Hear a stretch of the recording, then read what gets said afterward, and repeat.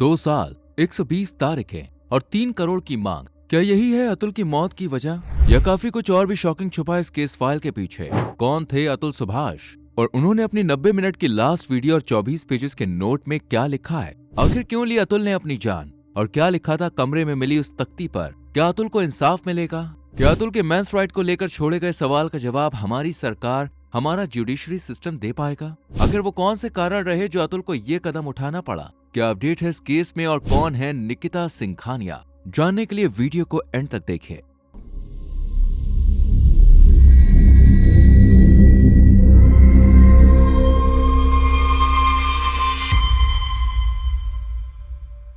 दोस्तों, ये पूरी केस फाइल शुरू होती है 9 दिसंबर 2024 से। सुबह के लगभग 6 बजे होंगे जब बेंगलुरु के मंजुनाथ लेआउट में मौजूद डेल्फिनियम रेजिडेंसी में 35 साल के अतुल सुभाष ने अपनी जान दे दी। लेकिन मरने से पहले अतुल सुभाष ने पूरे 90 मिनट का यानी ऑलमोस्ट 1.5 घंटे का वीडियो रिकॉर्ड किया और 24 पेजेस का नोट भी छोड़ा। 10 दिसंबर 2024 को जब अतुल का ये वीडियो सोशल मीडिया पर वायरल हुआ तो हर कोई हैरान रह गया। लोगों से भी ज्यादा हैरान थी पुलिस, जिनकी नजर में झूठे मुकदमे से जुड़े कई केस आए थे। लेकिन अतुल पहला ऐसा व्यक्ति था जिसने अपने लिए इंसाफ की मांग की, और मांग भी उसी अंदाज में की कि पूरे देश और कानून व्यवस्था पर सवालिया निशान छोड़ गया।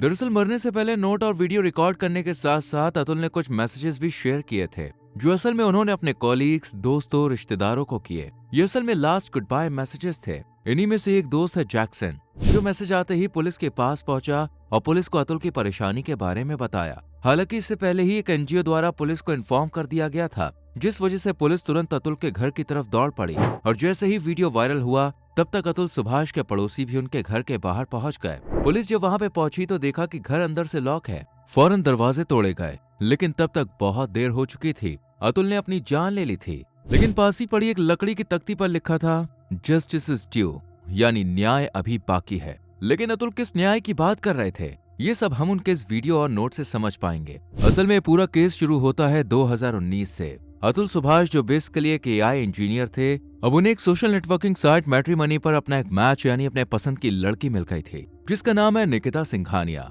निकिता भी एक एआई इंजीनियर है और बेंगलुरु में ही जॉब करती है। जल्द ही दोनों को एक दूसरे की कंपनी, बातें करना पसंद आया और साल 2019 में ही इन्होंने शादी कर ली। शादी के ठीक 1 साल बाद निकिता ने एक प्यारे से बच्चे को जन्म दिया और ये परिवार पूरा हो गया। अब मैक्सिमम मैरिड लाइफ देखे तो शादी के बाद और स्पेशली बच्चे के बाद कपल्स के बीच की बॉन्डिंग स्ट्रांग हो जाती है। लेकिन यहाँ ऐसा नहीं था और इसकी वजह है निकिता। निकिता कहने को तो इंडिपेंडेंट और एम्प्लॉयड है, लेकिन उसके पैसों की भूख ने सब कुछ खराब कर दिया। निकिता छोटे से छोटे फंक्शन, शादी, त्योहार या इवन पूजा पर भी कम से कम 6 महंगी महंगी साड़ियाँ और हर बार एक गोल्ड का सेट मंगाती थी।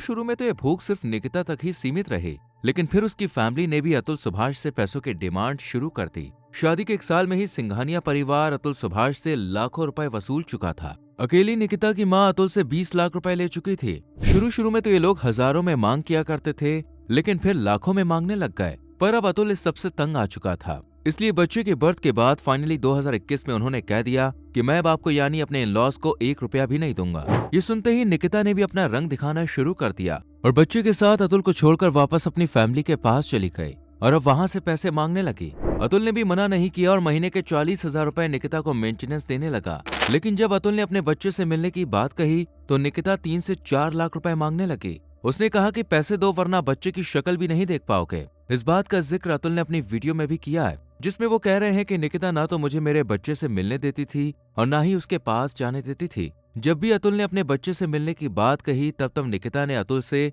2 से 4 लाख रुपए की मांग की और पैसे ना देने पर उन्हें उनके बच्चे से दूर रखा गया। लेकिन ये तो सिर्फ ट्रेलर था, क्योंकि अब निकिता अतुल से पैसे निकलवाने के लिए महिलाओं की सेफ्टी, उनके हक के लिए बनाए गए कानूनों का सहारा लेने वाली थी, लेकिन गलत तरह से। अतुल सुभाष ने अपनी वीडियो में बताया कि निकिता ने घर छोड़ने के अगले ही साल उसके फादर, ब्रदर के खिलाफ कई झूठे केस फाइल कर दिए, जैसे कि हत्या का प्रयास, अननेचुरल सेक्स, घरेलू हिंसा यानी मारपीट और दहेज। जी हाँ, निकिता का कहना है कि अतुल ने दहेज के रूप में 10 लाख रुपए की डिमांड की थी, जिस वजह से उसके फादर यानी कि मिस्टर सिंघानिया की डेथ हो गई। जबकि क्रॉस एग्जामिनेशन इस बात को प्रूव कर चुकी है कि मिस्टर सिंघानिया बीमार रहते थे और उसी वजह से उनकी जान गई थी। अतुल ने अपने नोट में ये भी साफ साफ लिखा है कि उसके पिता लंबे समय से गंभीर बीमारी से जूझ रहे थे और पिछले 10 साल से दिल की बीमारी और डायबिटीज के लिए एम्स में उनका इलाज भी चल रहा था। डॉक्टरों ने उन्हें जीने के लिए कुछ ही महीने का समय दिया था, तभी हमने जल्दबाजी में शादी की थी और कोइंसिडेंस ये रहा कि कुछ ही समय बाद उनकी मौत हो गई। इवन अतुल के नोट में भी लिखा है कि जिस वक्त उनकी शादी हुई यानी कि 2019 में, उस वक्त उनकी पर ईयर इनकम 40 लाख थी। तो खुद सोचिए 40 लाख रुपए कमाने वाला 10 लाख रुपए भला क्यों ही मांगेगा, जबकि 2024 तक तो उनकी पर ईयर इनकम 80 लाख है। ऐसे में 10 लाख के लिए कोई भला अपनी पत्नी या बच्चे को क्यों छोड़ेगा। लेकिन हम सभी जानते हैं कि हमारे इंडिया में, इवन वर्ल्ड में महिलाओं को लेकर जो नियम बनाए गए हैं वो काफी पावरफुल है। एग्जाम्पल के लिए 498A को ही ले लीजिए, जो इतना पावरफुल एक्ट है कि महिलाओं को सिर्फ आरोप लगाना है, जिसके बाद तो पति, सास, ससुर और ससुराल में मौजूद सभी लोग न सिर्फ जेल जाएंगे बल्कि उनके खिलाफ कई और तरह के लीगल एक्शंस भी लिए जाएंगे। इसी बात का फायदा निकिता सिंघानिया ने उठाया और सेक्शन 498A सहित कई और धाराओं में केस फाइल कर दिया, जिसके बाद न सिर्फ अतुल बल्कि उनके फादर और भाई को भी पूरे 2 साल तक कोर्ट की 120 तारीखों में हाजिरी लगाने के लिए पहुंचना पड़ा। इस दौरान लगभग 40 बार तो उनके फादर को कोर्ट की हियरिंग के लिए पहुंचना पड़ा। अतुल जिन्हें महीने में कुछ ही छुट्टियां मिलती थी, वो भी 120 तारीखों पर कोर्ट की हियरिंग के लिए पहुंचे, जबकि कॉर्पोरेट सेक्टर में एक एक छुट्टी मायने रखती है। इसलिए अतुल सुभाष ने जब निकिता से कहा कि वो ये गलत एलिगेशंस उनके ऊपर ना लगाए, ऐसे झूठे मुकदमे वापस ले ले, तब निकिता और उसकी पूरी फैमिली ने अतुल सुभाष से केस वापस लेने के बदले पूरे 1 करोड़ रुपए की मांग की। जी हाँ, 1 करोड़ की, आप सही सुन रहे हैं। लेकिन अतुल ने हार नहीं मानी और वो हियरिंग पर जाते रहे, जहां उन्हें न सिर्फ उनके इन-लॉज द्वारा बेइज्जत किया गया, बल्कि कोर्ट की जज जो उत्तर प्रदेश के जौनपुर से बिलोंग करती है और इनका नाम रीता कौशिक है, इन्होंने भी अतुल को ह्यूमिलेट किया। और क्या कहा ये आप खुद अतुल सुभाष की इस वीडियो में सुने तो ज्यादा बेहतर होगा। रीता कौशिक जज जो है वो करप्ट है, ये मुझे पता है, क्योंकि उन्होंने खुद मुझसे घूस के पैसे मांगे। कैसे पेशकार जज के बिहाफ पे पैसे मांगता है, जज खुद पैसे मांगती है ना, और नहीं देने पर कैसा हरासमेंट करती है, और कैसे जौनपुर में ये सार्वजनिक बात है, ये करप्ट। एक कॉमन सेंस है, हर किसी को पता होता है कि एविडेंस जो है क्रॉस एग्जामिनेशन के पहले सबमिट होता है। कुछ भी तो कोई भी डॉक्यूमेंट है, एविडेंस है, वो सबमिट करो, फिर वो दूसरे वकील के साथ शेयर होता है और उसके बेसिस पे क्रॉस एग्जामिनेशन होता है। ज्यादा से ज्यादा कोई वकील ओवर स्मार्ट बन रहा है तो वहीं पे क्रॉस एग्जामिनेशन के वक्त कटघरे में वो डॉक्यूमेंट दिखाता है बंदे को और उसको सरप्राइज करके कुछ क्वेश्चन पूछता है। ज्यादा से ज्यादा ये होता है, कोर्ट उसे अलाउ कर सकती है, डिसअलाउ कर सकती है। सिर्फ कोर्ट के अंदर ही नहीं बल्कि बाहर निकिता ने भी कुछ ऐसी डिमांड की जैसी कोर्ट की जज ने की। दरअसल अतुल कोर्ट की हियरिंग से बार बार छुट्टियों, अप डाउन और स्पेशली कोर्ट में होने वाले अपमान से इतना थक गए थे कि एक बार को उन्होंने सोचा कि निकिता को फाइनली 1 करोड़ रुपए देकर ये मामला सुलझा लेते हैं। लेकिन अब निकिता और उसकी फैमिली की डिमांड और बढ़ चुकी थी। अब इन्हें 1 करोड़ नहीं बल्कि 3 करोड़ रुपए चाहिए थे। इतना ही नहीं, निकिता ने अतुल से कहा कि तुम मर क्यों नहीं चाहते। इस पर अतुल ने कहा कि मेरे मरने से तुम मजे कैसे कर पाओगी। इस पर निकिता की मदर इन लॉ ने कहा कि तुम जब मर जाओगे तो तुम्हारा बाप पैसे देगा। अब सोचिए, एक इंसान जो बेचारा अपने बूढ़े माँ बाप की लाठी बनना चाह रहा है, अपनी पत्नी को हर महीने हजारों रुपए दे रहा है, मेहनत कर रहा है, सिर्फ थोड़ी सी खुशी चाहता है, लेकिन ना तो उसे ये खुशी परिवार से मिलती है और ना ही कानून से। कानून ने हर बार अतुल को ये पाठ पढ़ाया कि ऐसा ही होता है। सब जानते हैं कि निकिता के आरोप गलत हैं, लेकिन ऐसा ही चलता आया है। इन्हीं सबसे तंग आकर अतुल सुभाष ने अपनी जान लेने का फैसला किया और रिकॉर्डेड वीडियो में कुछ ऐसा कहा, I feel that I should kill myself because the money I earn is making my enemies stronger। सिर्फ यही नहीं, 34 साल के अतुल ने यह भी कहा कि इतने सबूत होने के बाद भी अगर कोर्ट उन्हें न्याय नहीं देता तो उनकी अस्थियों को कोर्ट के बाहर किसी गटर में फेंक दिया जाए। इस पूरे वीडियो को रिकॉर्ड करने के बाद अतुल ने लास्ट में कहा, Now this ATM is permanently closed। यानी अब ये एटीएम परमानेंट बंद होने जा रहा है। वाकई में अतुल की पत्नी और इन-लॉज ने उन्हें एटीएम ही बना दिया था, जब मन हो पैसे खींचो और मजे करो। लेकिन अतुल ने मरने से पहले इस नोट और वीडियो के जरिए अपने लिए इंसाफ मांगा है। उन्होंने देश और कानून से कुछ मांगे की हैं, जैसे कि नोट और अपलोड किए गए वीडियो को अतुल सुभाष का बयान और सबूत मानने की परमिशन दी जाए। अगर उनके केस का ट्रायल होता है तो यूपी की जगह बेंगलुरु में किया जाए, क्योंकि बेंगलुरु कोर्ट यूपी कोर्ट के मुकाबले कानून ज्यादा फॉलो करती है और न्याय करती है।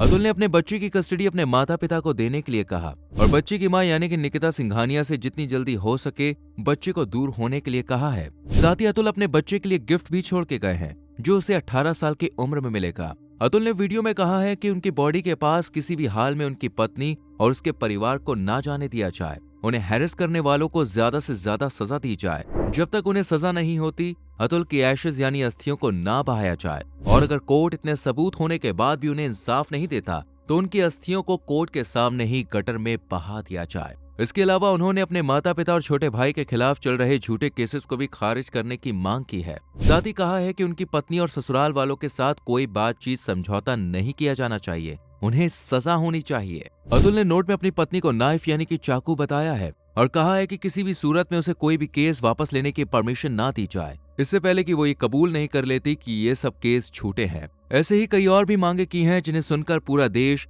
स्पेशली मेल्स में गुस्सा है, क्योंकि अतुल का ये नोट वीडियो कहीं ना कहीं हमारे सिस्टम को पॉइंट आउट करता है, जो महिलाओं को हर तरह की आजादी और उनके राइट्स के लिए कानून बनाता है, उन्हें पास भी करता है, लेकिन कई बार महिलाएं इन्हीं कानूनों का गलत इस्तेमाल करके अपने फायदे के लिए पुरुषों को टॉर्चर करती हैं, जैसा कि अतुल सुभाष के केस में हुआ है। इसलिए अतुल ने कहा है कि अगर उत्पीड़न और जबरन वसूली यूं ही पुरुषों के खिलाफ या किसी भी केस में जारी रहती है तो उनके बूढ़े पेरेंट्स को ऑफिशियल रूप से कोर्ट से इच्छा मृत्यु मांगनी चाहिए, यानी कि उनकी एक एक बात में वो दर्द, कानून, सिस्टम और जुडिशरी एक्टिविटीज से फ्रस्ट्रेशन नजर आया है, जो उन्होंने 2019 के बाद झेला है। इसलिए अपनी वीडियो में अतुल ने खास कहा था कि उनके केस को लेकर जितनी भी सुनवाई होती है वो सभी सीसीटीवी कैमरे की निगरानी में और लाइव होनी चाहिए, ताकि पता चल सके कि कोर्ट की चार दीवारी में क्या चल रहा है। अतुल के बाद अब उनके परिवार, स्पेशली उनकी माँ का बहुत बुरा हाल है। वो बार बार रो रो कर सिर्फ एक ही गुहार लगा रही हैं कि उनके बच्चे को इंसाफ मिलना चाहिए। आपको बता दें कि अतुल ने बहुत पहले ही सोच लिया था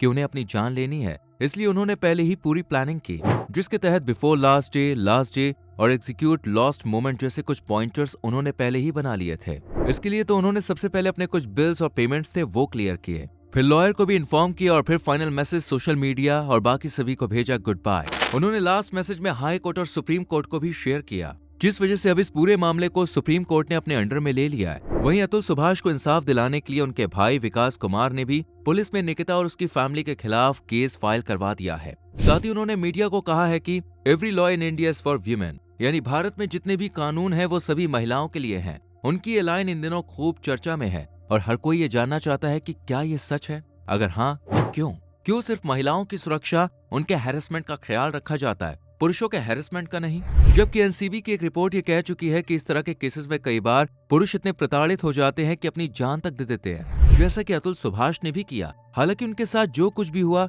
उसे कोई बदल तो नहीं सकता है, ना ही अतुल सुभाष को वापस लाया जा सकता है, लेकिन उनके हर एक आरोप को अब सख्ती के साथ लिया जा रहा है। उनके पूरे वीडियो को, नोट को न सिर्फ सुप्रीम कोर्ट बल्कि इलाहाबाद कोर्ट ने भी अच्छे से सुना और पढ़ा है। वहीं माराथल्ली पुलिस स्टेशन जो बेंगलोर में ही है, वहाँ केस फाइल किया जा चुका है। वहीं इलाहाबाद हाईकोर्ट ने पूरे मामले की फाइल तलब की है, यानी कि मांगी है। आपको बता दें, सुप्रीम कोर्ट इससे पहले आईपीसी धारा 498A की आड़ में उठाए जा रहे गलत फायदों पर टिप्पणी भी कर चुका है। जस्टिस बीवी नागरत्ना और जस्टिस एन कोटेश्वर सिंह की ज्यूरी ने 10 दिसंबर को एक ऐसा ही मामला खारिज करते हुए कहा था कि धारा 498A पत्नी और उसके परिवार वालों के लिए हिसाब बराबर करने का हथियार बन गई है। कोर्ट ने दरअसल ये बात तेलंगाना से जुड़े एक मामले में की थी, जहां एक पति ने पत्नी से तलाक मांगा था, जिसके खिलाफ पत्नी ने पति और ससुराल वालों के खिलाफ घरेलू हिंसा का केस फाइल करा दिया। पति इसके खिलाफ तेलंगाना हाईकोर्ट गया, लेकिन कोर्ट ने उसके खिलाफ दर्ज केस रद्द करने से मना कर दिया, जिसके बाद पति ने सुप्रीम कोर्ट का दरवाजा खटखटाया और कोर्ट ने केस खारिज कर दिया। फिलहाल अतुल की तरफ से ये पूरा केस अवधेश तिवारी नाम के वकील लड़ रहे हैं, जिन्होंने बताया कि हाईकोर्ट ने उनके खिलाफ दाखिल हुए सभी आरोपों का रिकॉर्ड मांगा है।